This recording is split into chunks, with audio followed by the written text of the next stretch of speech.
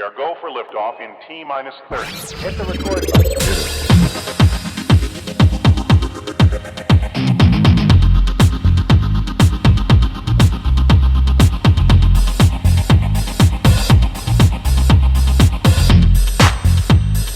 Gosh, that's swell.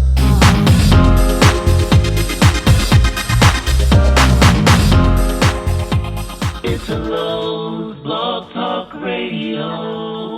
Hello, everybody. This is once again Italo from Italo's Black Talk Radio doing another show. This is like back to back, guys. This has been amazing. I'm having so many people calling me from different places, but this time is from TikTok. And I have a special guest. Her name is Bianca. Welcome to the show. Thank you. Thank you for having me. No problem. So we were actually talking. We were talking earlier about the discussion that we were going to talk about today was about addiction, and I had to stop you and say, okay, hold on, let's do this live because this is really getting very interesting, and I was getting into it. So, so for those that don't know, who is Bianca? Let us know who you are, and a little bit of your story, what you were telling me before. Okay, well, like you said, I'm Bianca. I'm 38 years old, single mom. I have two 19-year-olds and a 17-year-old. Amazing, beautiful kids. Getting ready to be a grandma for the first time in a few weeks. Yeah, congratulations. And, yes, thank you. We're excited. We're eager to get to meet this little bundle of joy that God's blessed us with. Mm-hmm. Right. But yeah, like you said, my story is about addiction. It's pretty heavy. It's pretty heavy. Right. So you were telling me that this started young, as a very young, and for me it was gasoline. To be honest with you, I love the smell of gasoline too. Like I remember when you were talking earlier about NyQuil and all this stuff that you were talking about. I was like, oh yeah, I have an addiction to different things. But one of them, besides tobacco, nicotine, is also the smell of gasoline. Sometimes I go to the gas pump and I pump gas in my finger on purpose because I had to smell that in my nostril.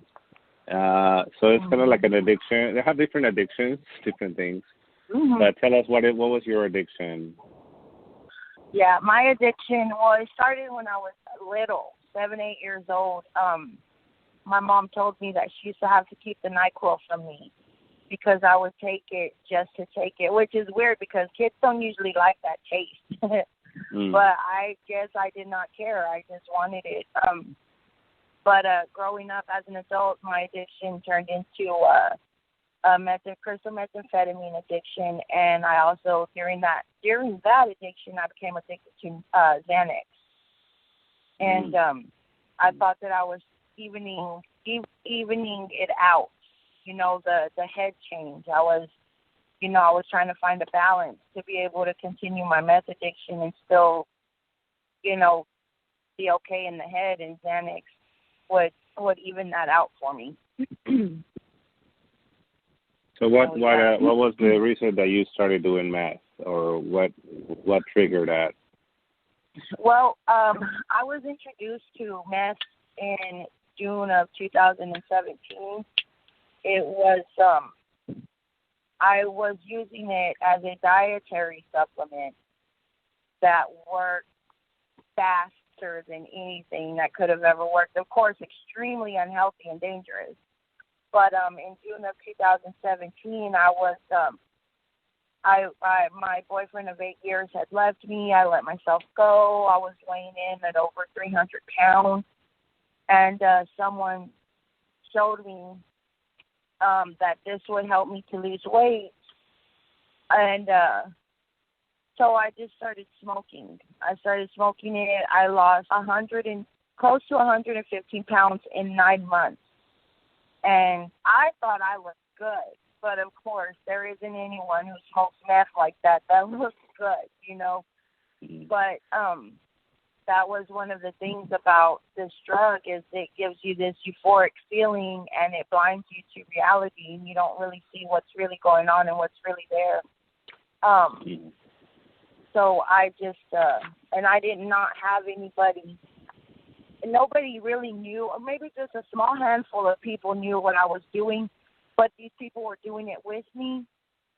So there was nobody there to tell me that what I was doing was wrong and what I was doing was just not okay. I did have one person in my life that would try to encourage me to stop or to pace myself or to, you know, he was like, if you're going to do this, you know, do it, I guess, quote unquote, right. You know, don't lose yourself. And I was like, no, I'm not going to lose myself. I'm going to be fine. In my head, I've always been eventful. You know, nothing bad is ever going to happen to me.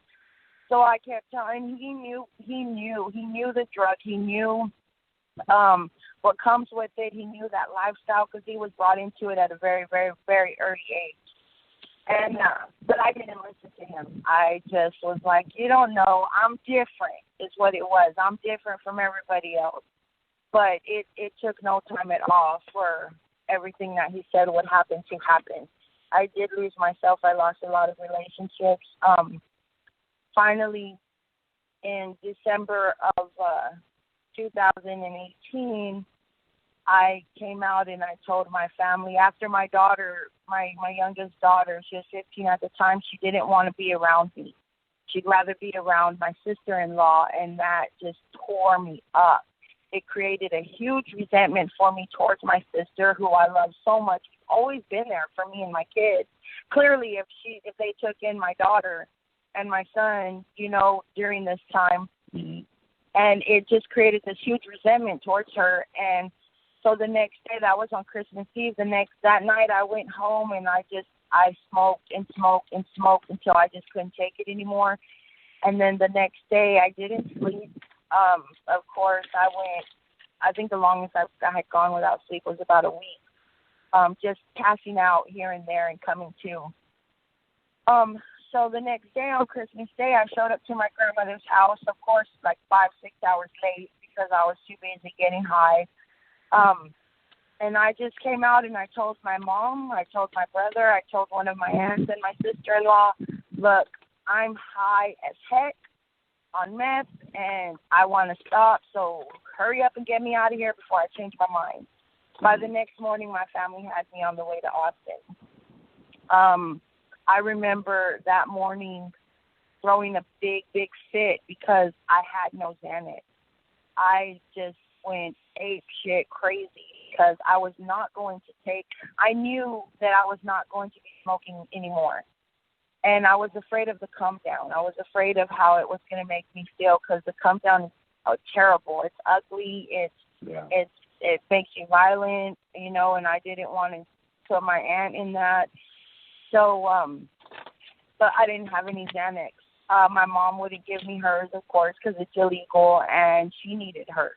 But at that time, I didn't care who needed their pills. I wanted your pills, you know. So, they got me in the car. We headed here to Austin, which is where I live now, and I began the detox process, which was terrible.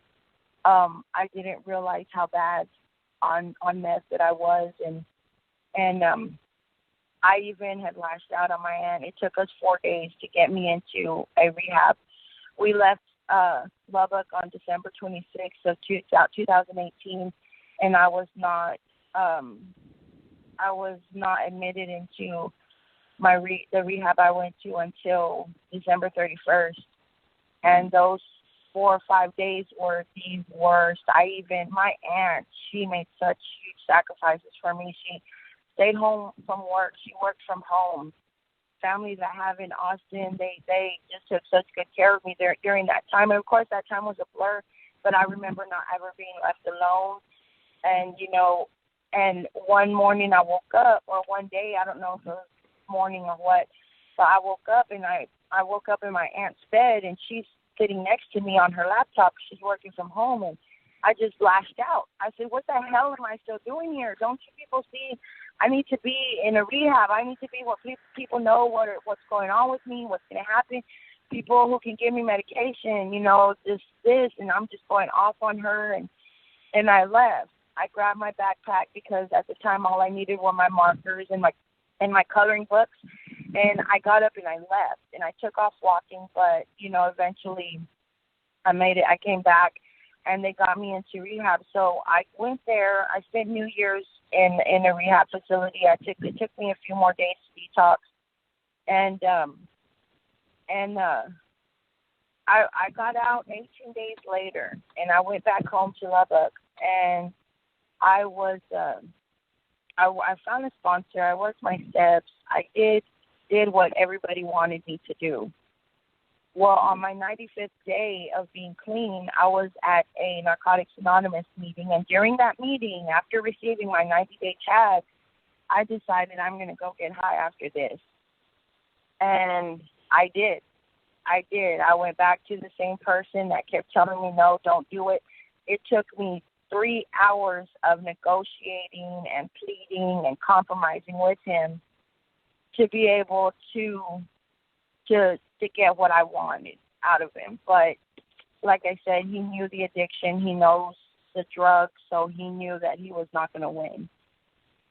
So that night I smoked up until 7 o'clock that very next morning, and there I was again. I relapsed again for 7 months. Well, the first round of 18 months, I was having a blast. I was having fun. I had lost weight. I was wearing cute clothes. I thought I was just the shit, and I didn't have one bad day, really. I didn't. I completely dismissed the fact that my kids didn't want to be around me or my family didn't want to be around me or anything like that. But when I relapsed, and they say in recovery, they say a relapse is worse because you pick up where you left off. And I am living proof that is so, so true. That is so true because I definitely picked up where I left off. And it's probably intensified. I'm sorry? And it's probably intensified the second time. Yeah, it was terrible. I was smoking my dope dealer under the table. She couldn't hang with me. I'm ready to just smoke and smoke. I was at my worst on July 4th of last year. That night, I had the worst experience ever. And of course, some people will say it's a drug that caused this to happen. I don't feel like it was. I really feel like I looked the devil in the eye myself. You were standing next to my car, and it's going to sound crazy. It might sound silly, but it is what happened, and it is what got me straightened out. It was terrible. I was seeing demons, floating demons, silhouettes, all kinds of stuff. That was the worst night. I wanted to die.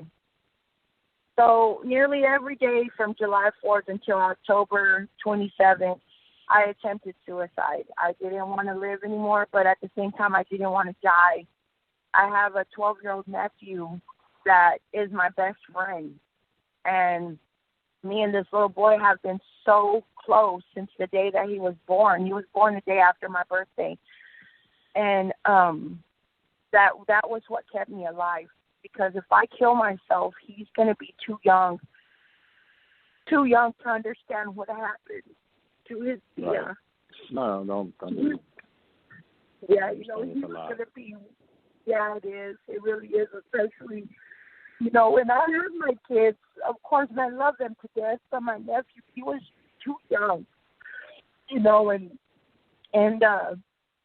there was no way he was going to understand why he can't see his PI anymore. Why, how come his PI doesn't call him, stuff like that. And so he really is what kept me alive.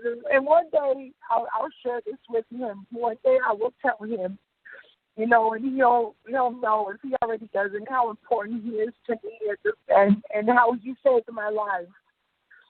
But right now I'm just going to enjoy him, and let him enjoy me. But so finally a week before October 27th, I called my aunt, one of my other aunts, and I told her, Cynthia, I need help. I've relapsed. I'm sure you probably already know. Well, she directed me to this guy from Stages of Recovery in Lubbock, and he found me a place. If I had not gotten clean immediately, there was no way. I was getting curious about needles, and I wasn't getting high anymore. I was smoking through my nose. I was doing hot rails. I was doing everything I could to increase it. I would smoke a whole gram at once, and it just wasn't getting me high anymore. So I started asking her about needles. The guy was telling me from the beginning, and he was like, if you start shooting this shit up, I will disown you. I will not mess with you anymore. I won't. So he knew how important he was to me. So he knew that there was no way I was going to give that up. So, and then I started thinking, because I'm the kind of girl, when I start getting curious about something, I'm going to try it out. I'm not going to, I'll ask. But I got to find out for myself. I've always been that kind of person. So I just knew that I was going to put a needle in my arm if I didn't get clean quick. And finally, my dealer drove me to rehab in Amarillo. And the crazy thing is, it's funny now. To me, it's funny. It might not be funny to some, but we're sitting in the parking lot of the rehab facility, and this was on a Sunday on October 27th of last year. And I'm smoking. I'm like, I'm going out with a bang. I'm not going to be able to smoke anymore after this, blah, blah, blah. Even though I wanted to quit, I still had to go out with a bang. The director of the rehab facility, she comes and she knocks on my window, and I'm in the middle of hitting my pipe, and she's like, are you Bianca? I blow out the smoke. I'm like, yeah, what? Okay, Bianca, you can't do that in the parking lot, hon. So I go to light it again. I'm like, okay, I'll be right there. She's like, all right, let's just go. And I was like, God, can you go in? I'll be right there. It's just so ignorant and just stupid, So eventually I stopped, and they got me, I detox and stuff, and then they shipped me over to another rehab facility in Lubbock after a few days to finish my recovery. And, not finish my recovery, but to continue it. And, I did an atypical discharge from that rehab.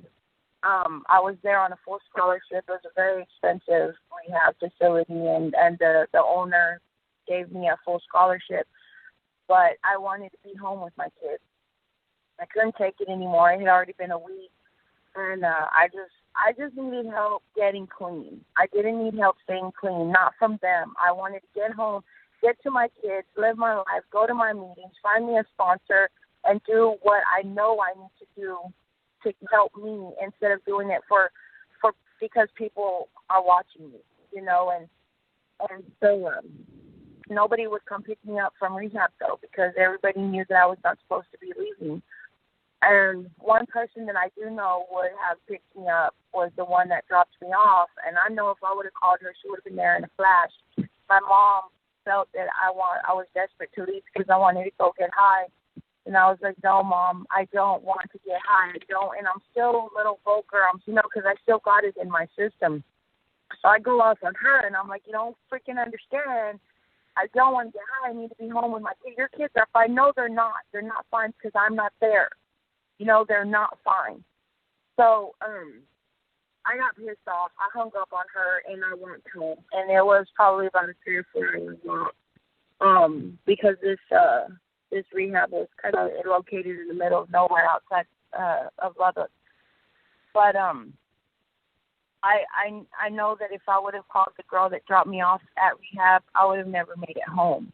She would not. She might have taken me straight home, but I wouldn't have wanted to go straight home because I would have known what she had on her. I would have known that she had exactly what I thought my body needed. I don't know. So I got home to my kids. Finally, some guy picked me up on the highway. He took me to my son's job. We went home, and I have been clean and sober since then. My clean and sober date is October 28, 2019. I'm coming up on a year. sometimes I have no idea how I got here. I just have no idea. But today, I do know that my family calls me just to see what I'm doing. I can FaceTime my nephew, and he answers. And we don't even talk about anything. We'll just sit there. He'll have the phone on, and I'll have my phone on. And he's playing his game, and I'm working or whatever, doing stuff. And we're just, just chit-chatting, small talk, like if I was there in his room with them. And those are things that I take advantage of now because because before I took it for granted. Before I was not able to do that. I was not able to go visit my grandma, and feel anything, Today my daughter calls me, before she didn't. She calls me and says she's always asking me for money, but now I have the money to give to her. And it's good. It's good. I go to my meetings. I've completed my 12 steps. I work steps 10 to 12 daily, and it's amazing. I wouldn't trade this life for anything else. I still kind of struggle a little bit with my pill addiction, just because I'm not wanting to understand why the doctor can give you pills to feel good, and why I can't have your pills. Because to me, if pills make you feel good, why can't I have them? But I'm stuck between feeling that and feeling I feel good already. There's nothing wrong with how I feel, So, and I'm working on that. I still work my steps. I still go to meetings. I go to Narcotics Anonymous and Alcoholics Anonymous. I do them on Zoom. And, but all I know is that today I don't have to get high. Today I don't have to take NyQuil if I'm not sick. Today I don't have to drink. Today I don't have to put a pipe to my mouth. I don't have to take. Today I understand that you need your pills more than I want your pills. I remember when I was early in recovery, I was at my grandma's house, and she takes a lot of different pills, and I was there, and those, I used to glorify the little orange bottles with the white lids. Those were so beautiful to me. And this is when I realized that I do want to stay clean, was because I looked at her bottle, and I thought, there was nobody in there with me. I was in her room by myself. And I thought, if I take her pills, what is she going to take? She's not going to have, she needs some, So that was when I realized, okay, yeah, this is what I want. I care about people now. I care about other people. Before I did, and I was so selfish. But yeah, today I just don't have to take anything to feel good. I feel good already. And it's been one hell of a struggle. It's been tough. Well, I just had to listen because I was like, wow. One thing that stood out to me, because you were saying how the first time you did it for everybody else, because everybody else wanted you to do it, right? And that was interesting to me, because it's like, it's true, because of course you're going through rehab. You need rehab. You know that you need rehab. But in your head, you're like, as soon as I get out of here, I'm going to get high, because you didn't do it for you. You know what I mean? You did it for everybody else to put out the facade. Yeah. Like, look, guys, I'm doing this. But deep in your subconscious, you were like, I'm sure gonna get high as soon as I get out of here. Yeah. That's interesting to hear. It's like, because in my family too, like my family, my dad he's a drug addict, and he probably is till this day. He's 70s now, but growing up with him was interesting. And I'm talking about being a family member, right? Like you're talking about your daughter and your nephew. Like, to me, I didn't see my dad as an addict. I didn't see my dad's addiction, right? Like, I saw him, but it was very hard to see him like go out for months or sometimes, weeks, and then you didn't know where he was. And then he will show up all of a sudden, and you're like, "Oh my God, he's back!" So it was heart wrenching too, because it's like I wanted to be with him. I wanted to. I don't know if he was just me trying to save him, in quote unquote. Yeah. But addiction is just a monster. And like you said, and I believe it. That when you say you saw the devil and you saw the spirits and you saw this darkness around you, I totally agree. That is 100%. You may think it's a hallucination too, and it might have been, but I don't know. It's just It's it was terrible. Amazing. When I remember, when you were talking about me putting up a facade, I remember that reminds me of when I had went to rehab and I was admitting the first time being admitted.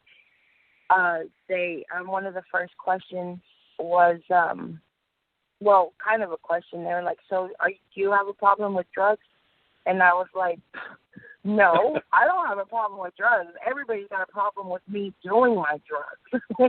Right. So when I said that, they just kind of shook their head, and I'm sure I know now probably what they were thinking. And while I was there, I would think, I wonder how long I'm going to go without using again. I wonder how long it's going to take for me to start using again. I'll be able to hide it from everybody, And I didn't do any of it for myself. I did it because my daughter didn't want to sit by me, and everybody would tell me, my very first sponsor, she would tell me, "You're going to relapse. You didn't do this for yourself. You got everything back too fast." Because I still had my apartment. I did lose my car, but I still had my kids in legal custody of my kids. My family backed me up the entire time I was there. I received letters, cards, money, everything. And she would tell me, "You got everything back too fast. You're going to relapse." And I'm like, "I'm not going to relapse." But in my head, I'm thinking, wow, I wonder how long it's going to take for me to relapse, So, one thing that I always do tell the newcomer is you have to want this. I don't ever stop anybody from going back out and relapsing because you can't. If God can't stop them, you're not going to be able to stop them. You have to want it. You have to want it. And addiction comes in all kinds of forms. Like, everybody has their own addiction.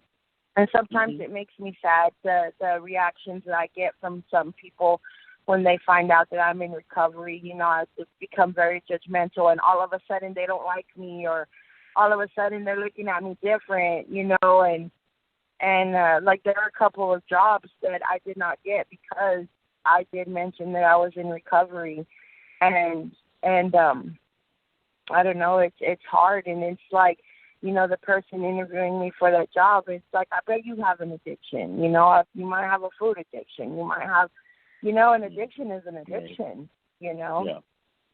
Well, and also you were talking about how you were, because you also had, in my opinion, you had an eating disorder.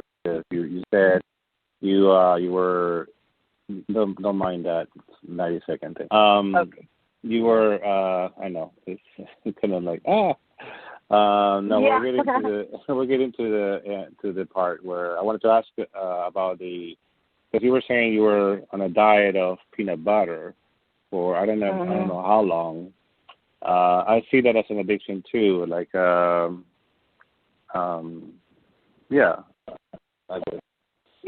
eating addiction or eating disorder, mental issues too, or mental health is as well, distorted. And I have addictions too. I mean, I could name them too, but this is not my show. But yeah, I understand the concept of the addicted mind. And once you're an addict, you're always an addict. They always say that, and I hate when they say that. It's like, no, come on. Yeah.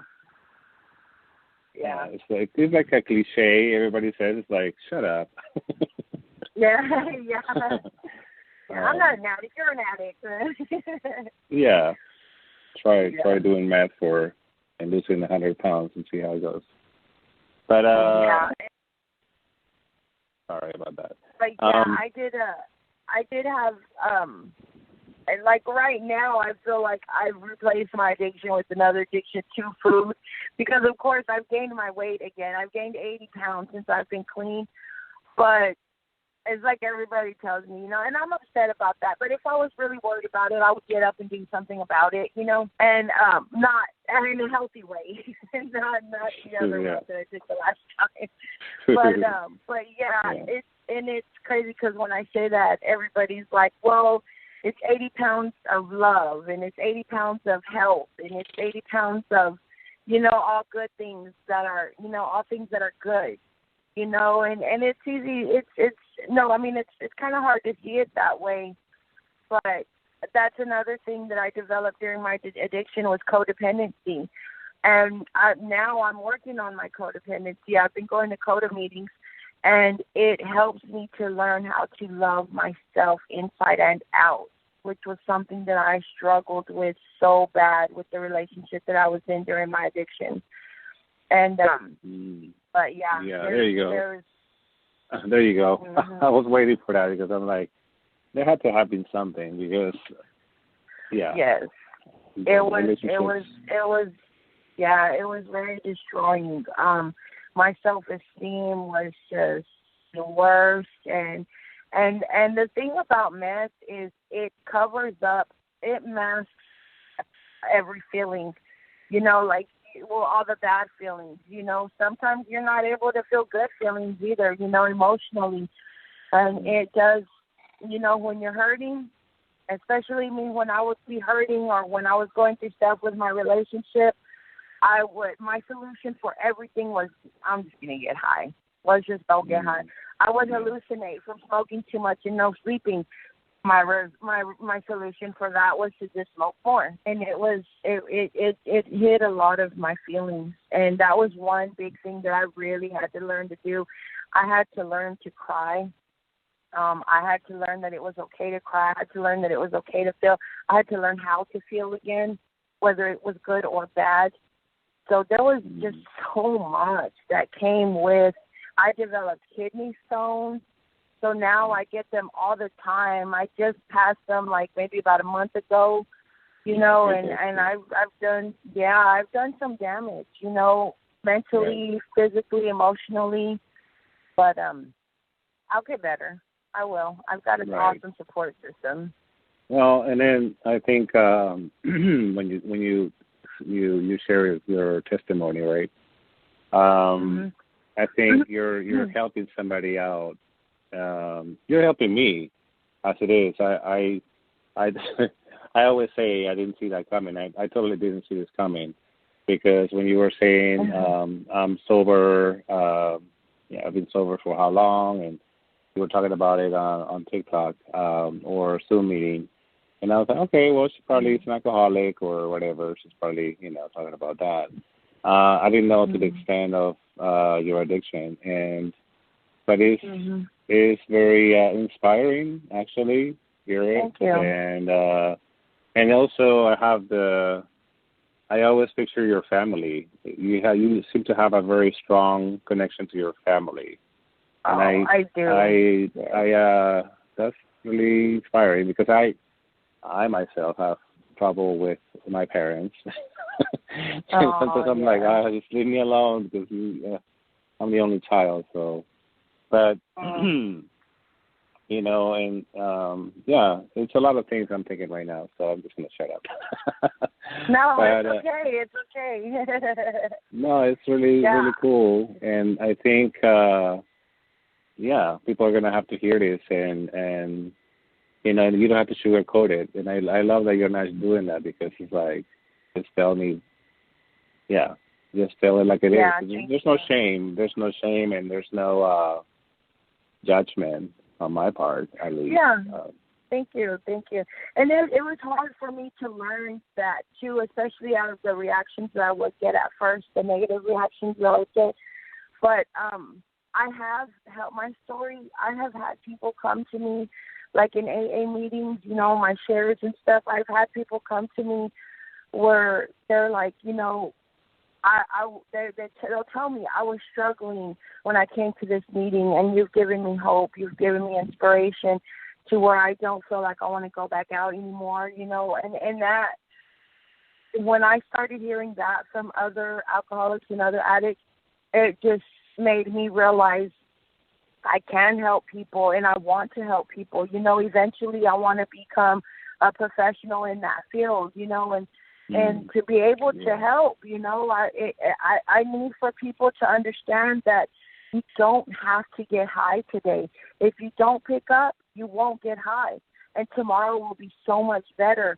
I know some people that are still out there, and I pray for them every single day because I miss them and I love them. And I wish that they would walk this journey with me, but I can't make them. I've tried to help once or twice, and it doesn't work. They're not ready, and when they are ready, I will be there. I will be there, right up front, ready to help. Tell me what you want to do. Tell me what you want, what you need. And, it's such a beautiful path to live, when you're clean and when you're sober, and it, like I said before, it feels good, and I want to be able to help people. And for the people that are listening that have family members, loved ones, or whatever that are out there in an active addiction or active alcoholism, you can't do anything for them. You can't. Right now, the only thing you can do is to pray for them and shoot them a text, give them a phone call, let them know that you're still there and that you still love them. Because when I was in my addiction this last 7 months, I felt so alone. I felt that nobody cared. I felt that I was doomed to smoke meth for the rest of my life, and this was just how I was going to die.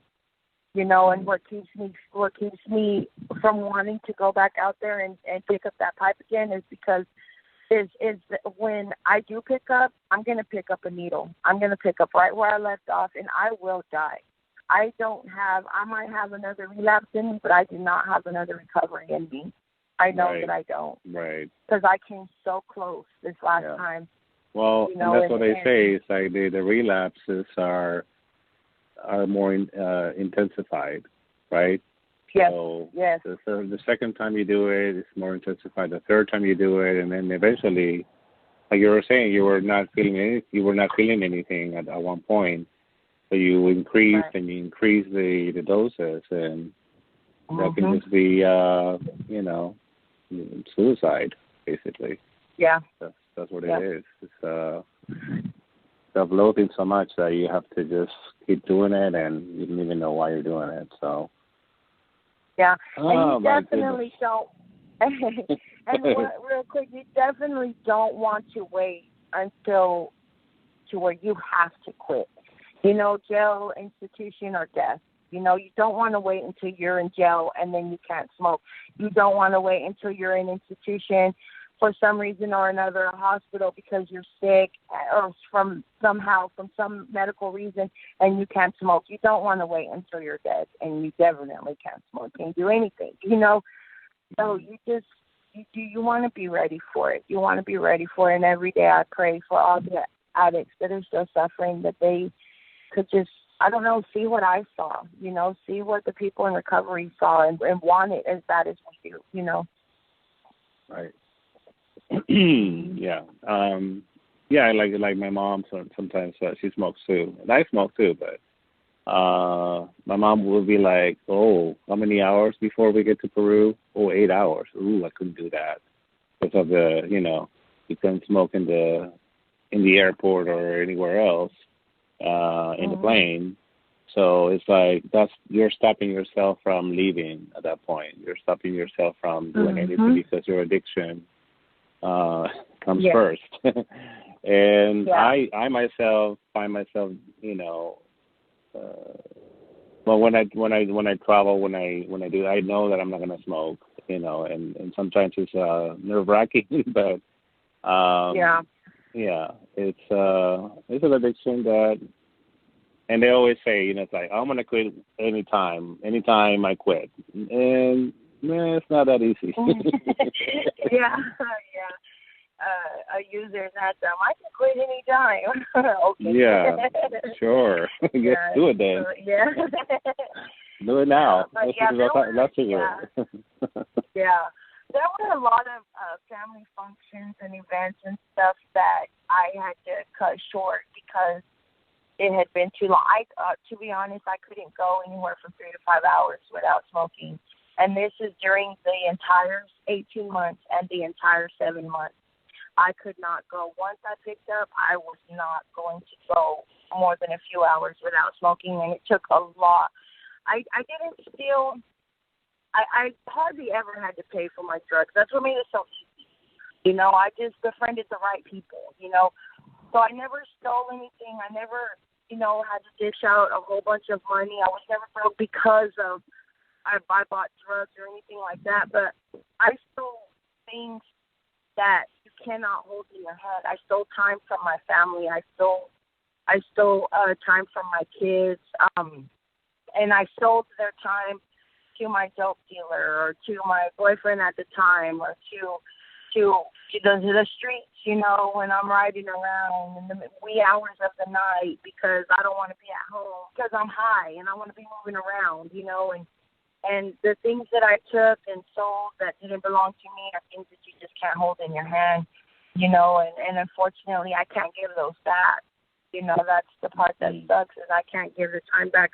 All I can do is be clean tomorrow, to make up for it, to make my living amends. To be present for those moments, right. Yes. I totally understand. Yeah.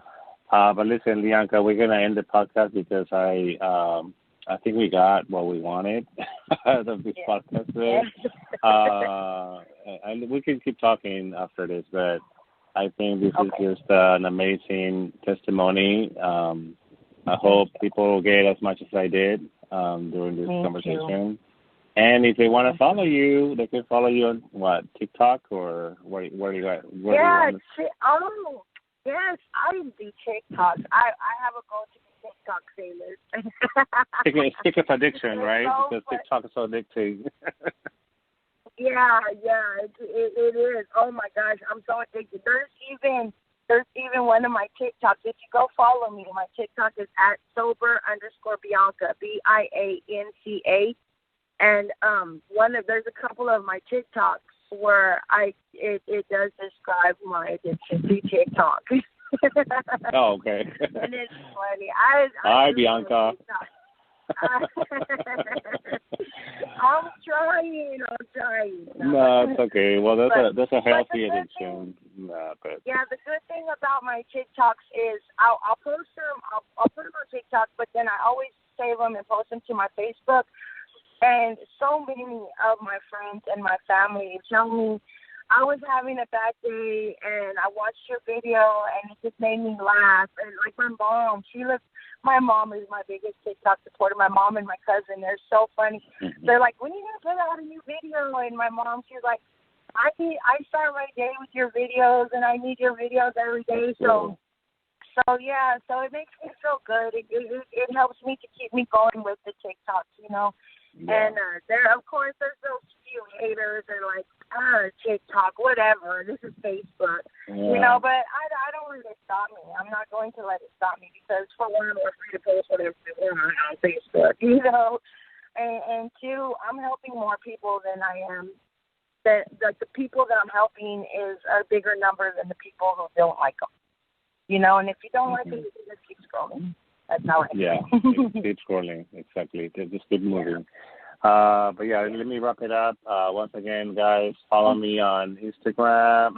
Instagram, TikTok as well. But I'm now on Anchor, which connects me to all these different podcast platforms. We only have a minute, so I'm just going to wrap it up. And once again, guys, this is going to be a part 1 because I'm sure there's going to be a part 2 on Bianca. And thank you so much for calling today. And you didn't see this coming, guys. We are go for liftoff in T-minus 30. Hit the record button.